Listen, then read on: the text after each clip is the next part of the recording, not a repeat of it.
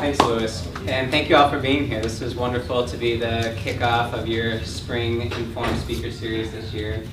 Jan Lane and I work in the development department of the Central New York Community Foundation. And as Louis said, we've been around for about 92 years. And our main work is to focus on helping grow permanent dollars for local nonprofits. Just like the Manlius Center and the library, we're a public charity. The distinction for us as a public charity is that we're actually a compilation of about 750 funds that have been created over the years by individuals and corporations to and nonprofit organizations to create these funds that all have their own defined donor purpose. So there's no one type of fund or 10 types of funds. Every single fund is unique, and everybody can create the fund that is that does what is important to them. And that's how we work with donors, both during their lifetime and for after they're gone. So we're going to talk about those two topics today: lifetime and legacy giving. So we have a bunch of handouts that will cover pretty much everything that we talk about. So the first one is our Here for Good brochure, and it's got our mission and vision and our pledge. It talks about the power of endowment, talks about all the different things that we do to fulfill that here in Central New York. We serve 5 counties in Central New York, by the way: Onondaga County, and then the 4 surrounding counties: Madison, Oswego, Cayuga, and Cortland. So this is one of the handouts, and we'll go through the others as we go through. And if there's anything that's not in the handouts that we covered today that you want to ask more questions about after you leave, my card and Jan's card are here on the table for you to take as well, and we welcome follow-up questions or other things like that. So again, thank you for having us. So we can probably go ahead and click over. So when you talk about lifetime giving, how many people in this room have given a gift to a nonprofit that they love? Okay, great. Pretty much every hand. So what's the most common way that you do that? Cut them a check. Yeah, cut them a check. So what's one of the problems with making a gift by cutting a check? Anybody know the answer to that? Taxes. Yeah, taxes. What about taxes? You don't necessarily get the tax benefit if you cut them a check. So we're going to talk about that a little bit today too, with the tax reform that occurred. When you write a check now to an organization, you may not get the tax benefit for that, because only if you are able to itemize your deductions will you get the tax benefit for that. And so the tool that we use at the Community Foundation for lifetime giving is called a donor advised fund. And it essentially is kind of like a checkbook. So what it does is it allows you to put dollars into the fund whenever you can get that charitable deduction. And you can use tax efficient assets to do that. You can use highly appreciated stock, like your Apple stock or things like that. You can use other things that don't come out of your budget for the month. So other assets that you have. You can gift real estate, you can gift your gold coin collection. I mean, like whatever it is that has value that you have, you can gift and put into your donor advised fund. And do that in a manner that helps you not only avoid capital gains tax, but also get your tax deduction. Then the donor advised fund, those dollars just stay there, just like in your checkbook. And you get to recommend grants out of that to any of the organizations of your choice. Our limit is $100, so the minimum amount that you can send out of your donor advised fund is $100, which is, I think, for most people, a pretty common gift level for a lot of the organizations that they care about. Does anybody here have a donor advised fund? Okay. Okay, so not a very commonly used tool here in this room, but it is definitely a tool that's becoming more and more prevalent. In fact, the fastest area of growth in philanthropy in the United States is the donor advised fund. And it's not just community foundations, so there's community foundations in most communities nationwide, but who's heard of Fidelity? Yeah, so Fidelity Investments, they have Fidelity Charitable, which is just a big donor advised fund. And so there's a lot of, Charles Schwab has their own, Vanguard has their own, Fidelity, so a lot of the investment firms have their own donor advised funds. So what we're talking about here also is available through most of your investment firms. The difference between using a donor advised fund at Fidelity versus the community foundation is that you can know that we're going to help you engage locally with the organizations that you want to give to. We can help you learn more about an issue, and that's one of the resources that we provide. So for example, say you had, you were really concerned about the poverty issue in Onondaga County, and you wanted to learn more about it. Well, it turns out that we're super engaged in the poverty issue in our 5-county area. And so we actually do a lot with data and aggregate data. And we took a lot of the data that we got from various sources like the census in New York State and the county, and we aggregated that and turned it into a user-friendly website called CNY Vitals, which is basically the vital signs of Central New York. And so for a lot of different issues, poverty being one of them, you can actually go to the website and learn about what's happening, what's the data say about poverty in Central New York, what are the organizations that are working on that, and then there's also recommendations on how you can become involved or the types of organizations that are looking for support.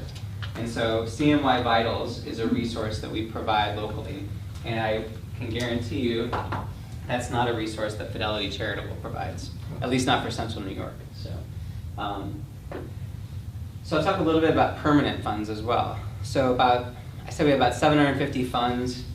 Roughly about a third of those are donor advised funds at the Community Foundation. The other 2/3 are permanent funds. And those funds are the kinds, when we talked about in the beginning, where you can basically create a fund that does whatever you want it to support different nonprofits. That's what the permanent funds can be. So you can have a fund that is very specific and says, I want to support these 3 charities forever. And put the dollars in, and every year we'll send out a spendable amount from your fund, and we'll invest those dollars so that they grow over time, and we'll be able to keep sending that spendable amount out to those charities for as long as they exist. There's also what are called field of interest funds that we have, another type of permanent fund.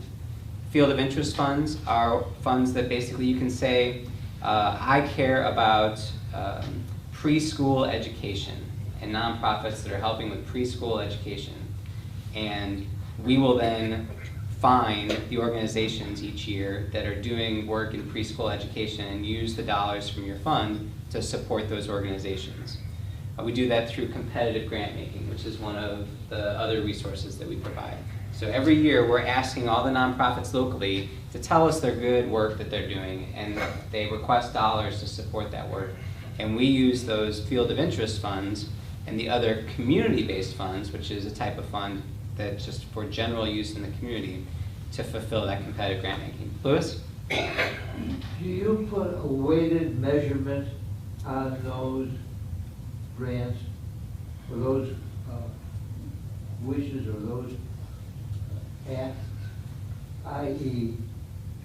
the library asks you for X amount of dollars? I imagine you would like a number from. Yeah, say they ask for $50,000 to do a new audio-visual room. Right, Yep. And how do you put a weight on that request against a request from Tully Library?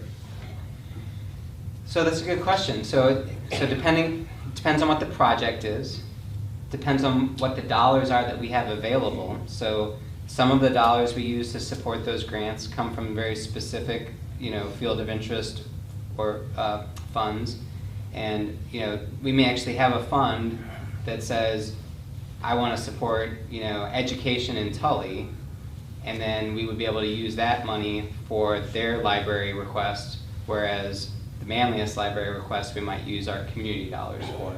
But what we do is we actually have this process where our grant-making team goes through those applications. We do that 3 times a year, 3/4 of the year. We solicit applications from the nonprofits. They evaluate those. They make a recommendation to our board's committee for the grants, and that committee then decides, who gets the awards and who doesn't. And there's actually, unfortunately, usually about twice as much requested as we have available in any given grant round. So we could always keep improving on that. That's a motivator for me to make sure I'm out there talking to people about the things that we can do. We also have specific initiatives that we've chosen as these are issue areas in Central New York that we want to address. One of the ones that we did most recently was called Lead Safe CNY, because there's still a lot of lead paint in homes and apartments throughout Central New York, and that's actually causing elevated blood lead levels in children and causing brain damage from those elevated lead levels. There's no reasonable or normal lead level in your blood, but especially once it gets over a certain number, it can be extremely damaging. And it really undermines all the other things that we've been working on as an organization for decades, like literacy, for example. That's been one of our initiatives for a couple of decades. And when you have children that are poisoned with lead, they're not gonna be able to achieve reading and being prepared for school. So that makes things a little difficult. Any difference, or any questions on donor advised funds versus permanent funds, or any resources, questions? Yes? Just a general question. Sure.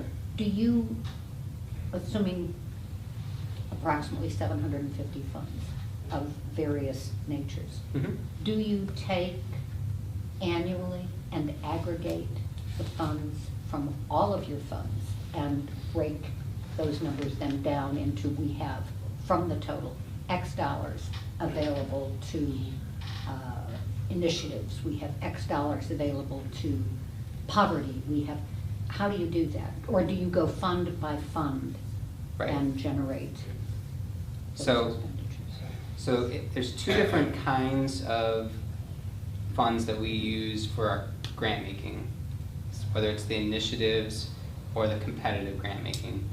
And those 2 are the field of interest funds and the community funds. And so we take, just like you said, each year our board recommends a spendable percentage. Right now that's 4.4%. We take the 4.4%, we put that all together and we say, all right, so this is the part that we can use for anything. This is the part that's fund by fund, got to match up to things that people are requesting.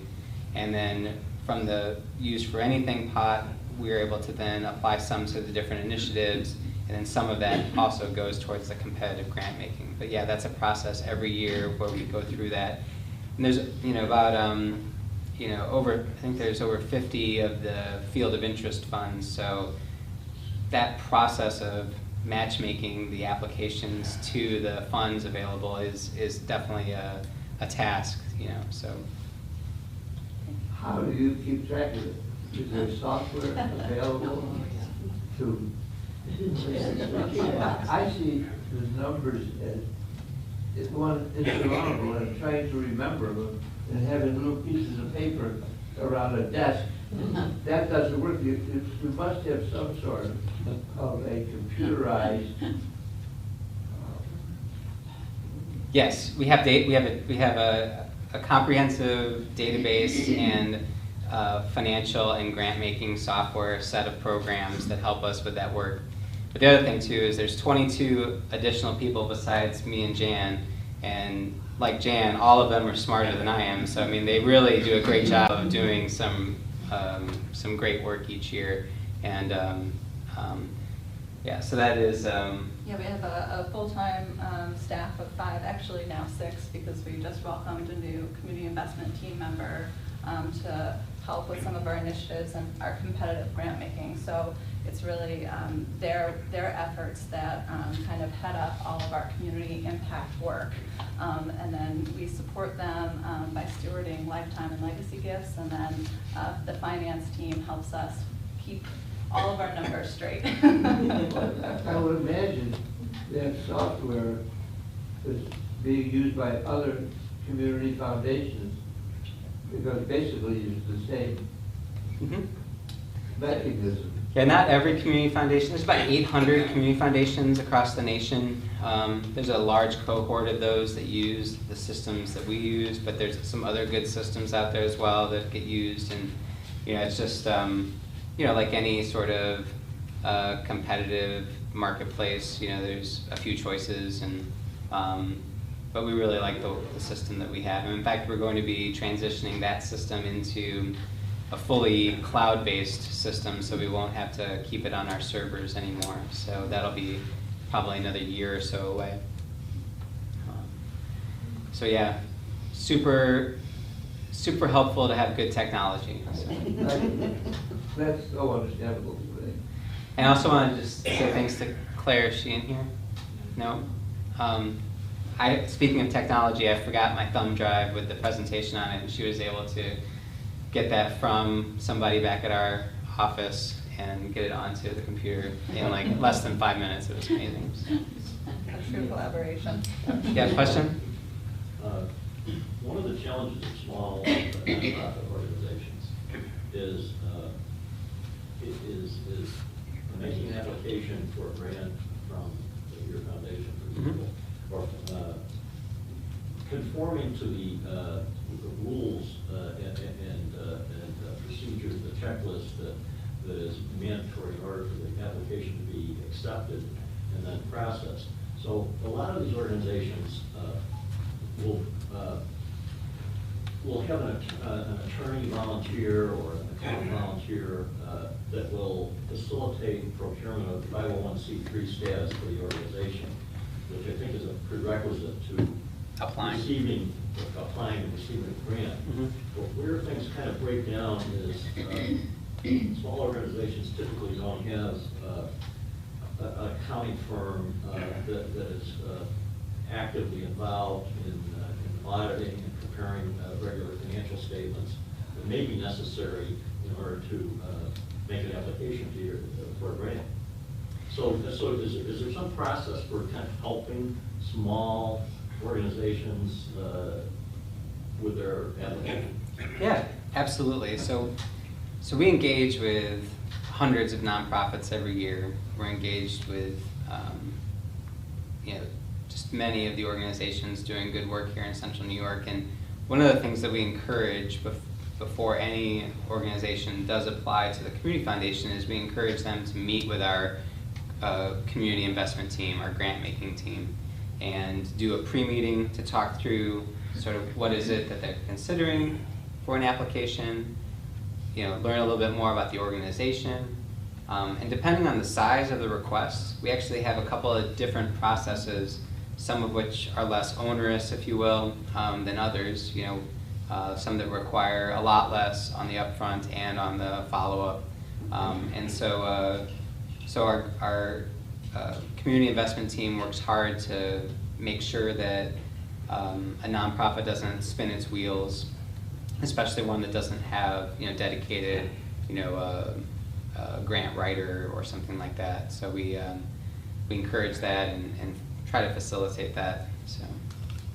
We also offer capacity building workshops that are open to nonprofit professionals, or in some case volunteers, for those smaller organizations where there are no professional staff.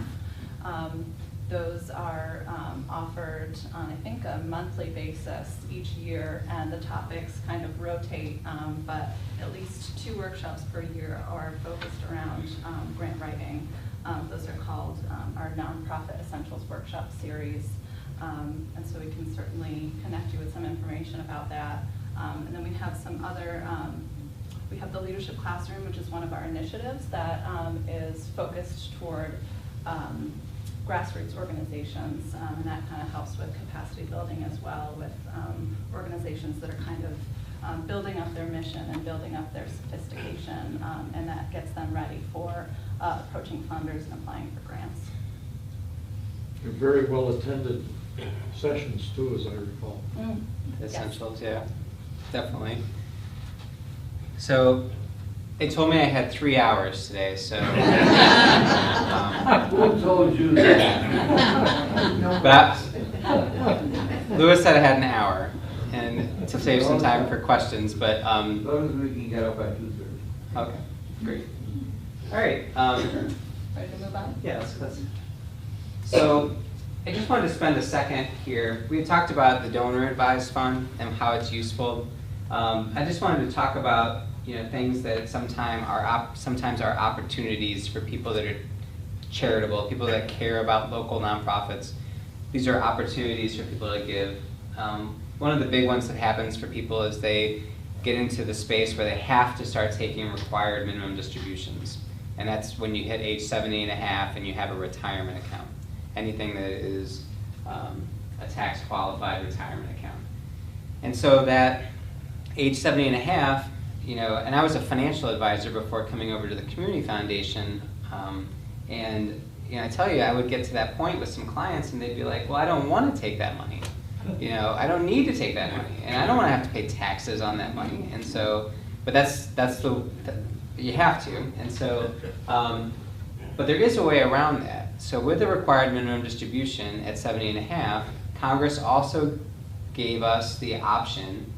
They gave it to us in 2006, and it became permanent in 2014. It's called the charitable IRA rollover, where you basically can take up to $100,000 from your IRA each year, and you can send that amount out to a public charity. Okay? So that charitable IRA rollover counts towards your required minimum distribution. So say your required minimum distribution was $5,000, you could just do a $5,000 gift to the charity of your choice, and you wouldn't have to take your RMD that year. So no taxes due to you, you get to make the charity happy. You don't get a deduction for that gift, you just don't get taxed on it. And so you can actually do that with the Community Foundation too. It can't go to a donor advised fund, but it can go to any of those permanent funds that we talked about. And so we do those as well and receive those and help you. A lot of people, what they do is they start their, what Jan's going to talk about in a little bit, they start their legacy fund early. They start it when they're alive using their IRA rollovers and get that fund to start out. So. Sometimes there's times when you just need a tax deduction in a given year. You maybe sell your business, real estate sale. That's another thing where you might have some taxes due that you want to get a larger charitable deduction, but maybe not have to give it out all to organizations at one point. I'll give you an example. I created a donor advised fund for my family in 2014. It was 2 years after I left being a financial advisor, and my deferred compensation from being a financial advisor paid out.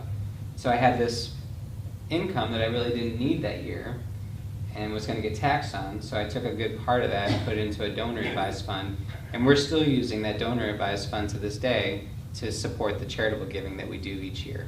So, if your financial advisor or accountant says, "Oh, you've got some really highly appreciated stock. We need to offset that." Gifting that can be a really good thing because you avoid the capital gains in the stock. And then there's a couple of other things that happen for people where charity can be a factor as well. So if you need an income stream in retirement, you can do a couple of things. You can do a charitable gift annuity, or you can do a charitable remainder trust. Either one of those can provide you an income stream while you're alive, and then after you pass away, whatever's left in the annuity or the trust goes to the charity, and we administer those at the Community Foundation as well. Any questions on those? Okay. Yeah. So there was a big tax reform almost 2 years ago now. I mean, I felt like they were talking about it for the entire 2017, and it didn't happen until like 3 days before Christmas. And so there's a bunch of stuff that changed with that. Everybody filed their taxes, I hope, for this year? So, did things change for any of you because of the tax reform? Yeah? What you described about charitable gifts out of an IRA Uh-huh. is basically a way to take your charitable contributions and still get a deduction for them.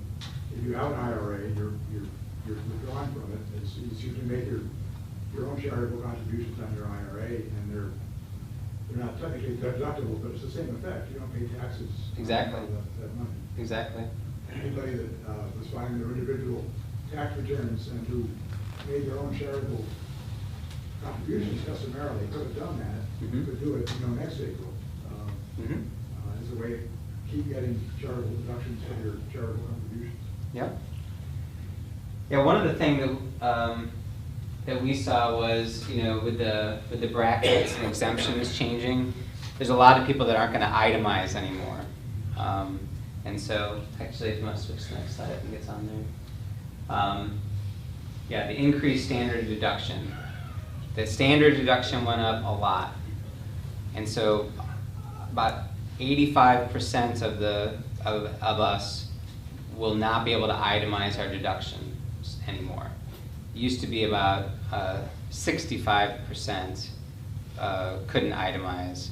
Now it's all the way up to 85% can't itemize. And so, so yeah, if you're not in a year where your charitable deductions are really high, there aren't a lot of other itemized deductions to add to it, and you're not going to get over that standard deduction. So that's just an example. So if you are giving to your church or other organizations that you care about and things like that, you may not get to itemize those deductions anymore.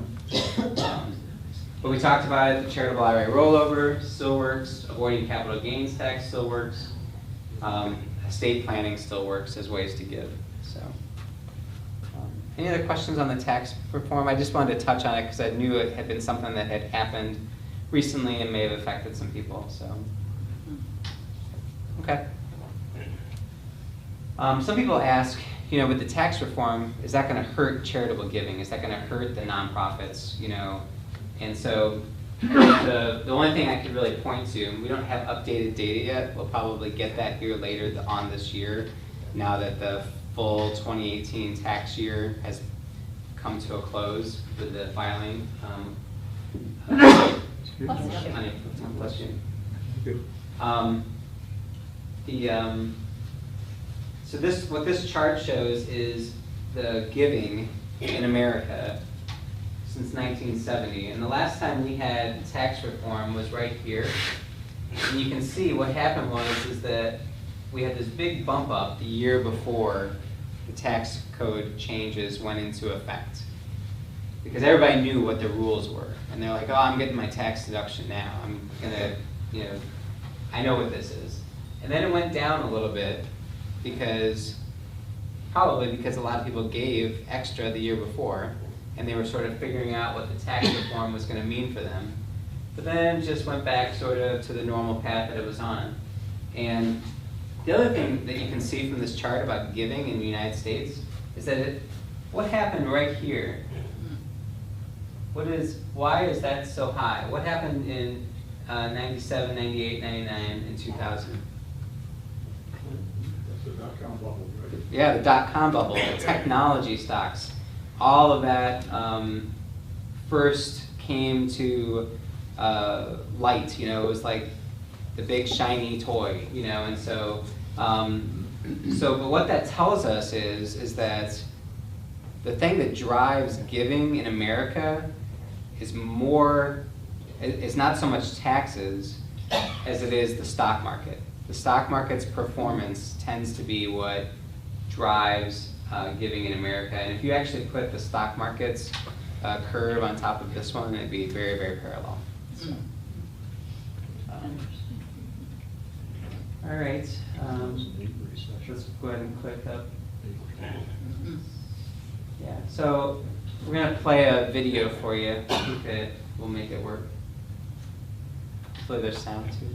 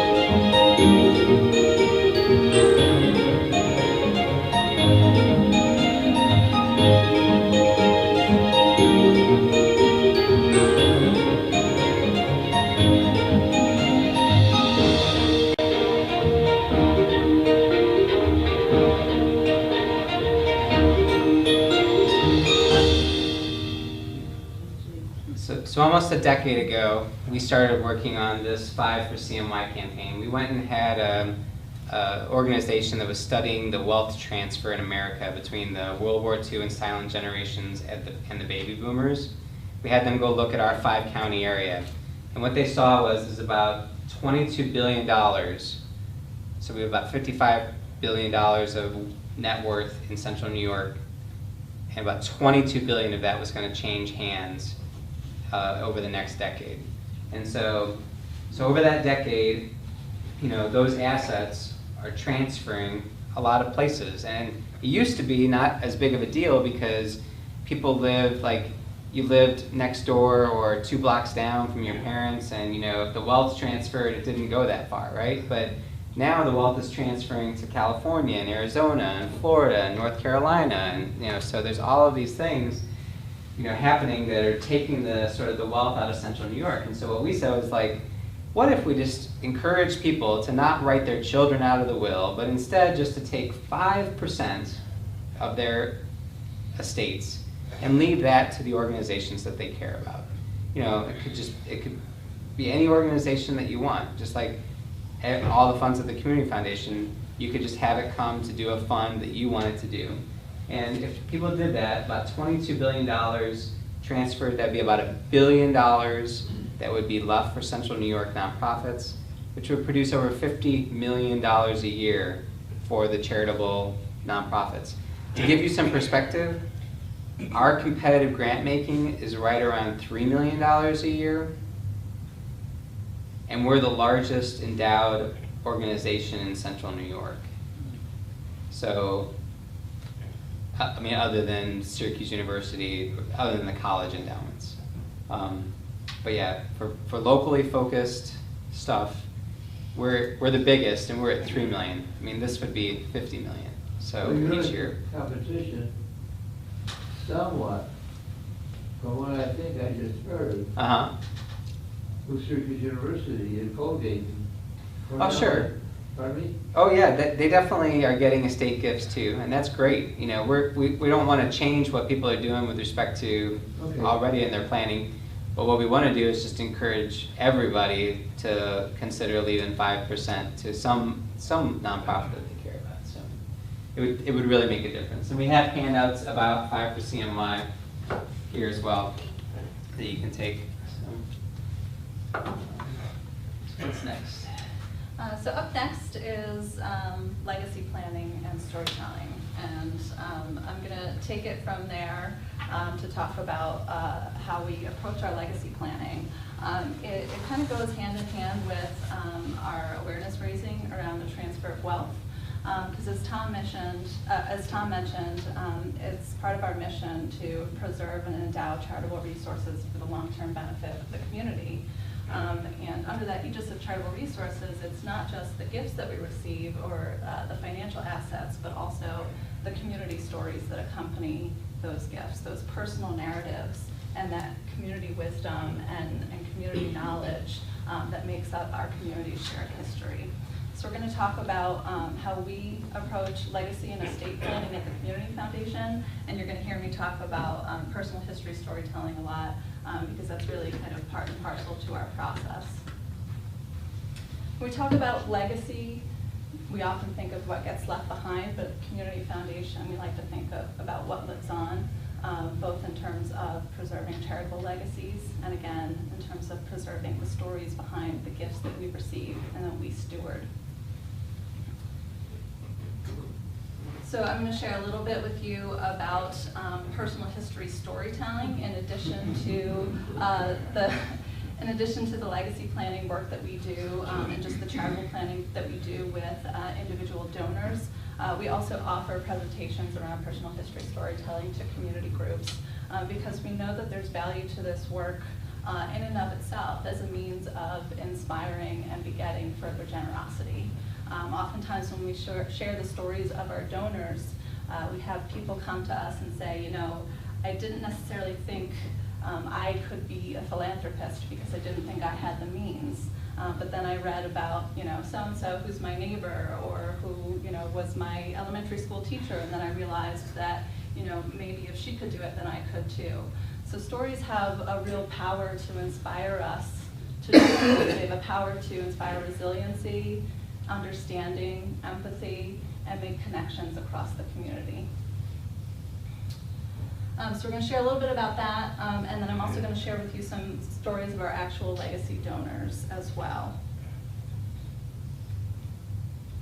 I include this slide here just because I think it's helpful information to kind of give context around, you know, those things that transfer from generation to generation that are a little bit less tangible. So what you have in front of you is some data points that resulted from a survey conducted by Ancestry.com in 2007. Survey respondents were polled about their knowledge of their family history. And you may or may not be shocked to learn some of these numbers, and they may or may not apply to you. You might consider yourself an outlier. But what this survey found was that 1/3 of respondents could not name any of their great-grandparents. Only 40% knew the names of both of their grandmothers.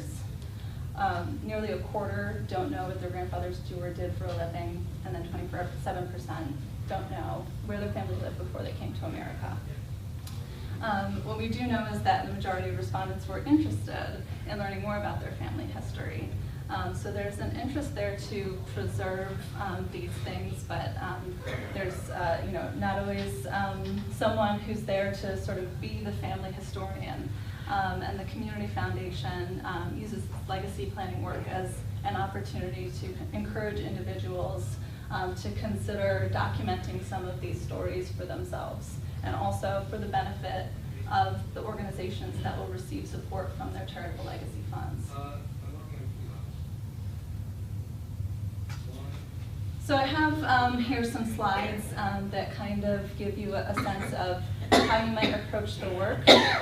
Really, we find it's the stories that sort of shape the giving. So it's your life experiences, it's your role models, it's the values that you inherited for family or loved ones that really shape your own generosity and your connection to the causes that you care about.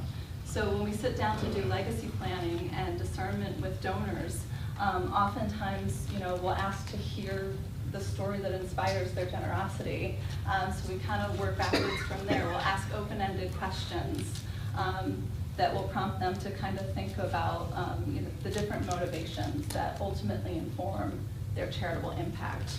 Yeah. We probably do have time to play this one. Okay. Since the Yeah. since the volume is good. Okay. I think it might be good. Yeah. So one example of this is identifying a defining moment. We all have those milestones in our lives that we can kind of point to and say, you know, if not for that experience, I would have been somewhere else, and I may be a different person. It's those major life events that kind of shape the trajectory. The right place at the right time. Or the right place at the right time, who knows? You're gonna hear from one of our donors who actually penned this story as part of a community writing group that he's involved in. And he had connected with us when we mentioned that we were offering workshops around personal history storytelling, and he agreed to share this story with us. It doesn't directly relate to his fund at the Community Foundation, but it's very well written, and it's one of those examples of how, if not for that experience, he wouldn't necessarily have wound up in Central New York or been connected to the Community Foundation. It's by Ed Stevens. I'm actually the one reading it. It's not his voice, but it's his writing, and Ed was the dean of the Maxwell School, right? Okay, ready?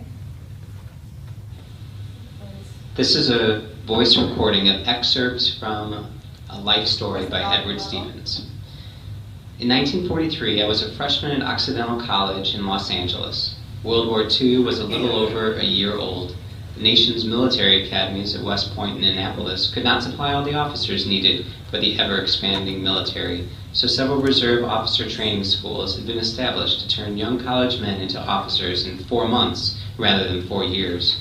Service representatives visited colleges and universities across the country on recruiting missions for these schools. One of the things I liked about being a college freshman was that we were no longer high school boys and girls, but had suddenly become college men and women.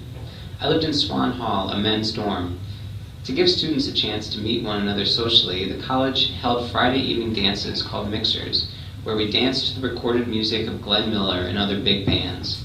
A popular woman at the mixers soon became a featured attraction for the group of concupiscent freshman men on my floor. Her name was Gloria. She was a junior, therefore older, liked to dance and talk, and we thought she looked like Lana Turner, the movie star renowned as the Hollywood sweater girl. Gloria was, of course, very popular, so it was hard to get a dance with her, but when one of us managed it, he became the hero of Swan Hall for the next week. I managed it once, but was so excited to find myself holding the voluptuous college woman in my arms for a slow number with Andy Williams crooning Moon River, I practically forgot how to dance and kept stepping on her toes. The most important matter that first year in college was deciding which part of the military to join. I had grown up around the water, liked to swim and sail, and knew from the start I would join the Navy as soon as I could. Fellow resident of Swan Hall, Buck Haley, felt the same way. We went together to the assembly meeting in Thorne Hall, the big auditorium, when the recruiters for the Army and Navy training programs came to campus. They were almost interchangeably handsome young men, immaculately attired in their uniforms of an Army officer, a Naval officer, and a Marine Corps officer. They each spoke for a while about the virtues of their service, then took questions. Though we were going to join the Navy program, a problem arose when Buck and I agreed we liked the Marine uniform best. We decided the military appearance of the various uniforms and decided a very important factor was the impression it would make on friends, acquaintances, and young women. We decided we would join the Marines because of the stripes down the trousers, the striking blue military tunic, and the impressive hat with the shiny visor and pristine white top. When military decision day arrived, I left Swan Hall in the middle of the morning, headed to where the Army, Navy, and Marines had card tables set up in the quad with neat stacks of official papers manned by a service member in dress uniform. Each card table had a line of students awaiting to sign up. When a tall senior I had seen around but didn't know seemed to be racing to get ahead of me to stand in the Marine table, I increased my pace to stay ahead of him. "Hi, Eddie," I stopped. It was Gloria, lovely in the soft morning light, standing there smiling at me in all her Lana Turner glory in a ravishingly pink sweater. Astonished that she remembered my name, I took it for a good sign. Maybe this could be an opportunity to create a better impression, maybe even ask her for a date. I made what I thought was more amusing small talk than I had managed at the dance, but she kept looking over my shoulder and interrupted me with, "So which one are you going to join?" I was happy to tell her, thinking how wonderfully things were working out, how impressed she would be to see me soon in my Marine uniform, and who knew what the future might hold. "Marines," I said proudly. "That's what Ralph is doing," she said, indicating the Marine table where the tall senior was just finishing signing some papers. "He wanted to get it done before we get married. Military benefits for military wives or something." Ralph approached, nodded cordially to me, kissed Gloria, and then they walked away, arm in arm, across the quad. I walked to the Marine table, which no longer had a line. "Hi, I'm here to sign up." The Marine sergeant, putting his papers into a large briefcase, glanced up and said, "Closed." When do you open again? Won't. He gestured toward Ralph and Gloria, who were disappearing across the campus. That guy filled the Marine quota for this campus. Sorry, try the Army. I walked over and stood in the Navy line, thinking how fickle were the twists and turns of fate. We never know what they mean until, as Schopenhauer has taught us, we finally have a chance to look back and figure it out. At semester's end, the Marine group was suddenly mobilized, sent to a shortened emergency training program in Virginia, then to the Iwo Jima battle in the Pacific, where most of them, including Ralph, were killed. I joined the Navy unit, spent my sophomore year in uniform taking classes, marching to and from class, then went to the Navy Midshipman School at Northwestern University in Chicago for 4 months, was commissioned as an ensign in the United States Naval Reserves, was sent to the Pacific to join the gunnery department on a destroyer, and was finally shipped home after the Okinawa invasion, bandaged with healing wounds, orders for shore duty, and a Purple Heart. It's probably fair to say that Gloria saved my life.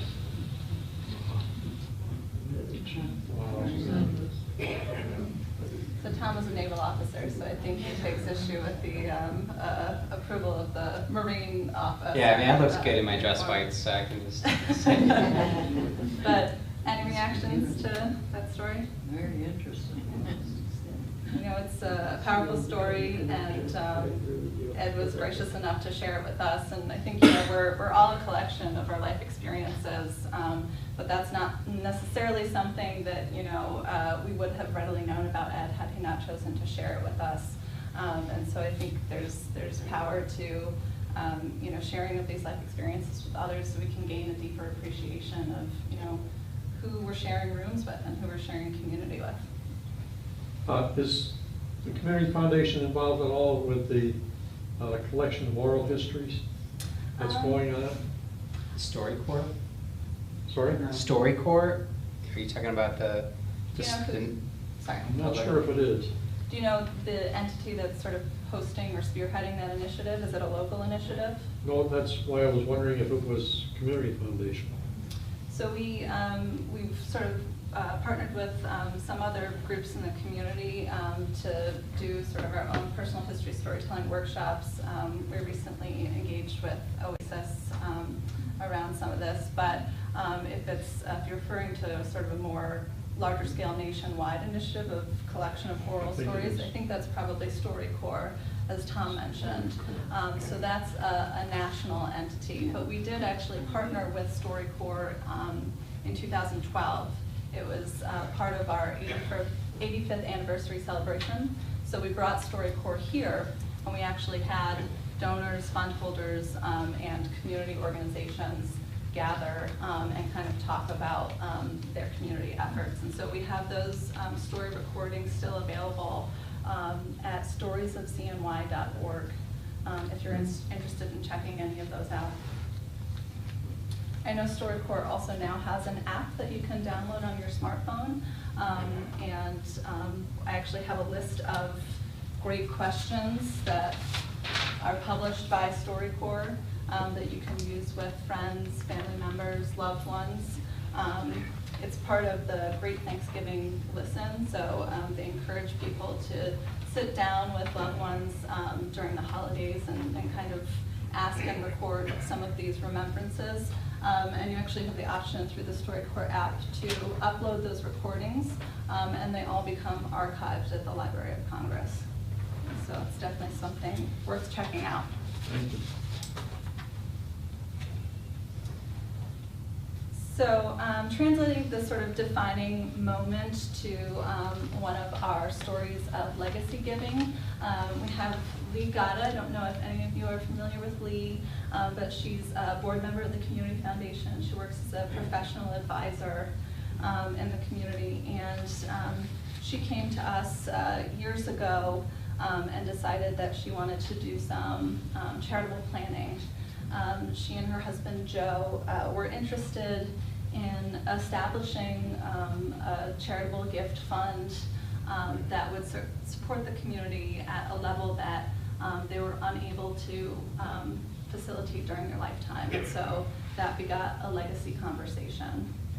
The gift vehicle that they used was a life insurance policy. So the Community Foundation agreed to be the owner and ultimate beneficiary of that policy. And they are still eligible to receive tax deductions when they make annual payments of the annual premium. So Lee was really inspired by certain events that kind of shaped her life. So her legacy ultimately will benefit the Women's Fund of Central New York. She sat on the Leadership Council of the Women's Fund, and that provides grant making to organizations working locally to impact issues facing local women and girls. And that was really inspired by her relationship to her sister-in-law, Joanne. So it's a way to honor that relationship.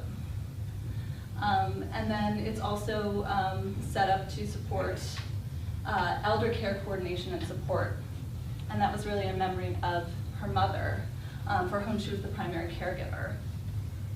And so she wanted a way to provide support services for family members who are also providing support to their family members.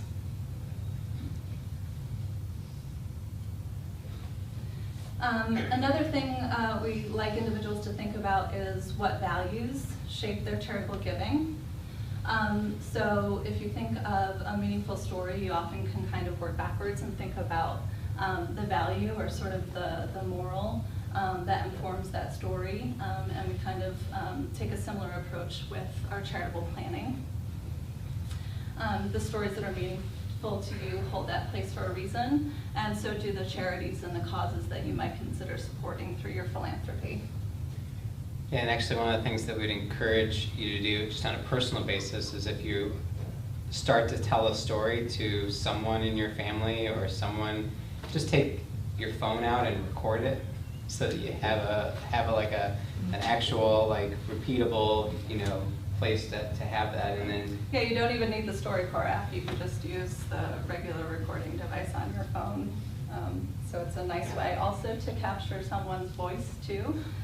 We talk about tips for storytelling, and one of the things we recommend is write like you talk, because it's unique and it's sort of like a fingerprint in that sense. No one can really replicate that for you, so that's a nice piece of that remembrance and that preservation. An example of a legacy fund that was really driven by values was a gift that we received from Melvin Brown. In the case of Melvin, we actually weren't aware of his intentions to leave a gift to the Community Foundation until after his passing, which unfortunately will sometimes happen, although we do make concerted efforts to make connections with individuals before they do pass so that we can get a better understanding of their intentions, and so that we can work together to create a charitable plan that will govern the future use of their fund after they're gone. In the case of Melvin Brown, we were unable to do so, but we were able to collect some information about his life from friends and family. So we know a little bit more about Melvin and his background, luckily thanks to that. He was a longtime resident of the village of Jordan. He purchased a house right on Main Street in the 1970s and lived there right until the time of his passing. And he took great pride in his home. He was known for always being outside, working on his garden, and making sure that everything was very well maintained. He was also a great friend to all of the neighborhood's stray cats. And so in addition to leaving food bowls out for his own pets, he would also have one set aside for the neighborhood strays. So he was really a lover of animals and a friend to all of our furry four-legged friends. And he also worked at the Cayuga Community College as an administrator and an educator. He started there in the 1980s and then worked there for 30 years until his retirement. And so his legacy fund is set up to support 3 charities on an annual basis. So it's a designated fund, like Tom mentioned before. And it's directed to the Jordan Manlius Library, and that kind of reflects his career as an educator, ensuring that kids will have access to literacy programs. to the Finger Lakes SPCA CNY for animal welfare. And then it will support the Village of Jordan Memorial Day Parade because he was an active member of the community, and his home was always right along the main thoroughfare for the parade, and that was something in which he took great pride. You have a question? Yeah, I just wondered, since he didn't set that up during his lifetime, did he state his intentions by will, or did his fiduciaries, executor, trustee, whatever, implement this gifting and creation of this legacy fund because they knew his intentions and they somehow legally rationalized directing whatever resources went to those three charities? It was because of the words that he had in his will Yeah, for he those worked with gifted his assets. attorney to direct proceeds to the community foundation. And part of our outreach involves professional advisor engagement, just so that they know that if they're working with charitable clients, that we can, be a part of their team and we can be a part of those charitable discernment conversations. Because if he hadn't put that in his will, then the fiduciaries probably wouldn't have had the authority to Right. direct the resources. Right. So one of your jobs is to stay in touch with the state lawyer. Absolutely. Yeah, we spend a lot of time reaching out to the estate planning attorneys. I'll put everybody to the Scoop Churches basketball game and all of that. Wine and dine, yes. I could- Any other questions?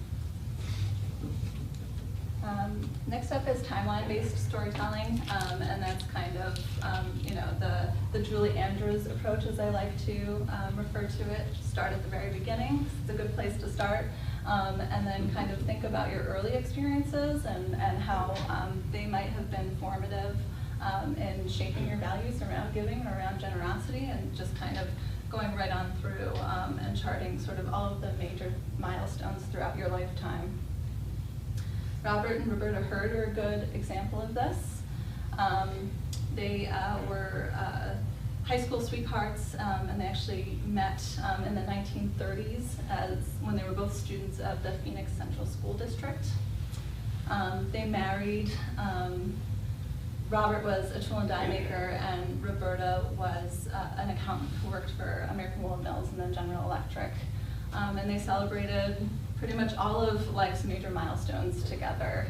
Robert predeceased her. He passed away in 1992, just 3 weeks shy of their 50th wedding anniversary. And it was really sort of that event that perpetuated or precipitated Roberta's relationship with the Community Foundation. She came to us about a year after his passing and decided that she wanted to set up a scholarship fund for the Phoenix Central School District that would sort of commemorate their relationship and their alma mater. So Roberta has since passed, and so it's a fund that now honors both of their legacies, and it's available to provide support to a student on an annual basis to reduce some of those financial barriers to college, and that student is a student at the Phoenix Central School District.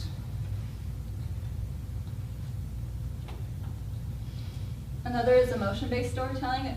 All of these stories are suffused with emotion, as you can probably tell, but some more than others. This is actually what we have by way of example is a StoryCorps recording from our 85th anniversary. We've had some trouble with volume control in the past, but I'm going to go ahead and give it a shot and see if we can hear it, because this seems to be louder than some of our speakers back at the office. This is Ginny Donahue, and she's talking here to her colleague Sam Rouser about the genesis of On Point for College. About 16 years ago, my daughter Shanley came to me, and I knew she had a friend named Jack. She was a junior in high school, he was a senior. And Jack was a couch kid. He couldn't live with his mom, so he was living from one couch to the next. And she said, Mom, Jack is so good in computers and he really wants to go to college. So I told him, you'd get him in, so would you? So I did figure out how to get Jack Baker into college. And after that, I was stopped in the grocery store by two young people who said, are you the lady that got Jack into college? And I told them I was. They said, would you get us into college? And I helped Audrey and Skippy get in. And they were living in a program for chronically homeless youth in Fulton called the PATH program. So it started to steal my heart. I was vice president of a computer company at that time, and on my weekends and my days off, I would go to the shelter, and I would think I was bringing one person on a college visit, and my whole car would fill with kids. And we would go and figured out how to do financial aid, and the students started getting into college. So it's like, what if you have absolutely nothing and you want to go to college? What do you need? And so once they got in, I would fill a backpack with supplies and give them their bedding and buy them some school clothes and drive them to college and go visit them mid-semester and get them bus tickets to come home for the holidays. And I was just kind of just doing it as a good neighbor. My life changed when a young man named Nicholas Max Hickman from that program was about to head to one of the best conservatories of music in the country. And he said to me, because of you, I'm going to have my dream. And you're my friend, and I want you to feel the way I do. So what's your dream? And if that's not the life you're living, what steps are you taking to change it? So that was the thing.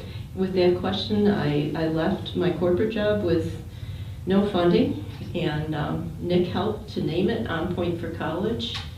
And that's how, in 1999, On Point for College started. And our staff, and about 200 volunteers, we have now gotten over 3,200 young people into 216 colleges and universities.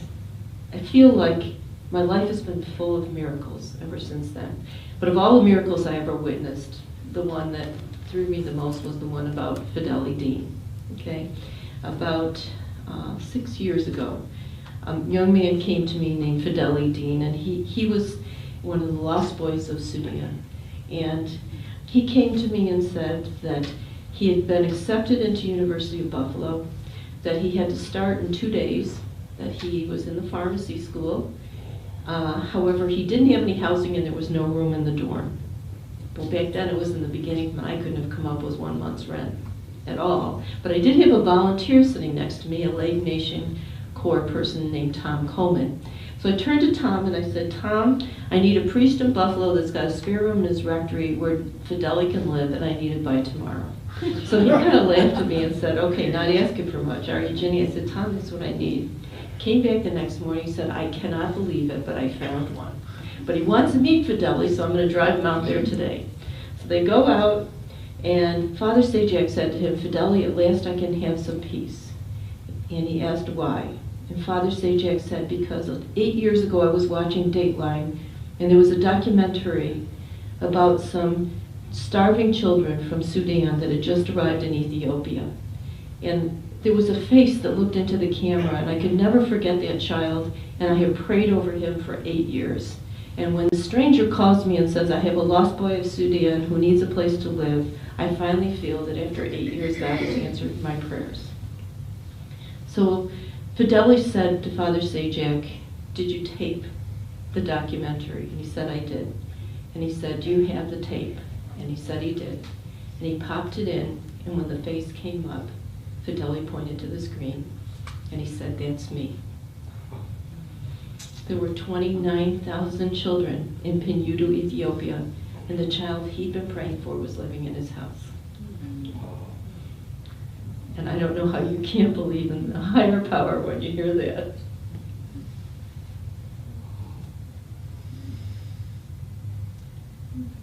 So stories like those speak for themselves, and we've got plenty more just like them at storiesofcny.org. Again, that's where you can find our archive of CNY-specific StoryCorps recordings. Any questions before we move on? Just one final slide, and this is usually a part of our personal history storytelling presentation. It's just another way you might approach writing about your own personal history, and that's just writing about an everyday moment. It's also an excuse for me to include a picture of my nephew Colton. And he's holding a smartphone, and the reason that I include that picture is because if you're kind of stuck, but you know that you want to sit down and try to start some sort of project like this, you can always go through your phone and take a look at the photos if you have a smartphone. And you know, chances are you've got a whole bunch of photos that you know, may jog some memories for you. If you think about you know, why you took the photo, it might shake something loose in you. And it's just kind of a good alternative for sort of a warm-up exercise to kind of get you writing and get you in a more reflective mode. We have some tips on this slide, but they're also reiterated on this handout. There's a whole bunch of them over there along with the other materials that we have for you. These are just some storytelling tips that you might keep in mind. Again, to write like you talk, to write in your own unique voice, because that's something that can't be replicated. Write accessibly in a way that you know, will be broadly accessible to a wide audience, if that's authentic to how you speak or how you write. Banish that inner critic and don't worry about what others might think. First and foremost, write for yourself. Try to give a historical account that is truthful.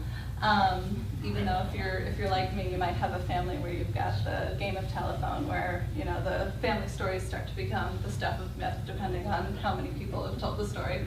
And then just start now. I think that this type of work is valuable at any stage of life, regardless of you know, where you're at. It gives you a chance to kind of take time to be reflective.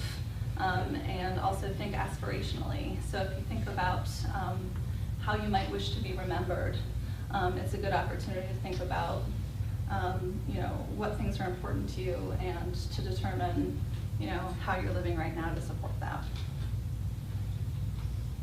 And also our legacy planning work is all about listening well and asking good questions. So we included just a few sample questions here that I invite you to consider for yourselves if you'd like. All of these questions are included in our legacy planning workbook, which is a resource that we compiled for our legacy donors to help with discernment and to help with planning for their legacy fund.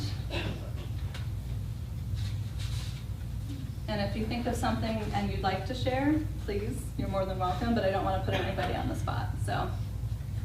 Yeah, I just want to add too that Jan and I have pretty amazing jobs. I mean, we get to see people on some of their best days doing some really transformational things with their resources. But the thing that, you know, is just so compelling is being able to be the holder of those stories and the sharer of those stories for generations to come. And that's one of the things that motivates us every day when we get up to come and work with people who are thinking about creating a fund to support causes that they care about. So. Louis talked about fortunate and unfortunate, and I think we're both fortunate because we get to work with community-minded individuals to create meaningful community impact. So that's a pretty good job.